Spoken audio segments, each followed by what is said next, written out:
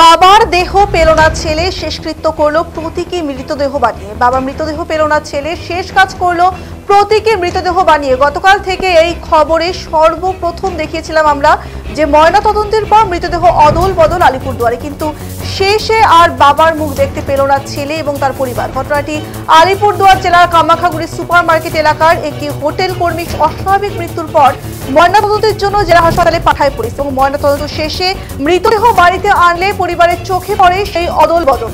ততক্ষণে অন্য পরিবার মৃতদেহ সৎকার করে ফেলে রবীন্দ্র দাসের। এই নিয়ে শনিবার রাতে দফায় দফায় উত্তেজনা ছড়ালেও পরিস্থিতি স্বাভাবিক হয় না এবং রবিবার প্রতীকী মৃতদেহ বানিয়ে শ্মশানে নিয়ে যাবার পর শেষ কাজ করলো দুই ছেলে। তবে ছেলেদের দাবি যে ঘটনার সঠিক তদন্ত হোক এবং ময়নাতদন্তের রিপোর্ট নিয়ে পুলিশের ঘটনায় তদন্ত করুক।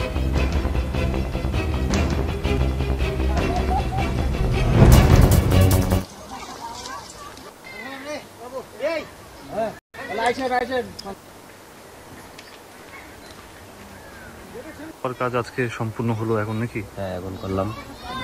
তো বাবার কাজটা করতেই লাগবে, যেহেতু বাবার লাশটা পাওয়া যায় নাই, কারণ বসে তো এটা মিস্টেক হয়ে গেছে। তো এটার ব্যাপার নিয়ে পরে একটা বসে আলোচনা করা হবে। তো এখন বাবার কাজটা করলাম আর কি। তো আইন অনুযায়ী কি ব্যবস্থা নেয় এটা পরে দেখবো। তুমি তো তোমার সঠিক তদন্তের দাবি জানিয়েছো। হ্যাঁ, এটা দাবি জানাইছি। এবার রিপোর্টটা ছাড়া আমিও কিছু বলতে পারবো বলছে, কিছু বলতে পারবে না। তো রিপোর্টের অপেক্ষায় থাকতে হবে বলছে। তো দেখি আর রিপোর্টটা কি আসে, তো সেই অনুযায়ী তদন্ত করা হবে। কি নাম?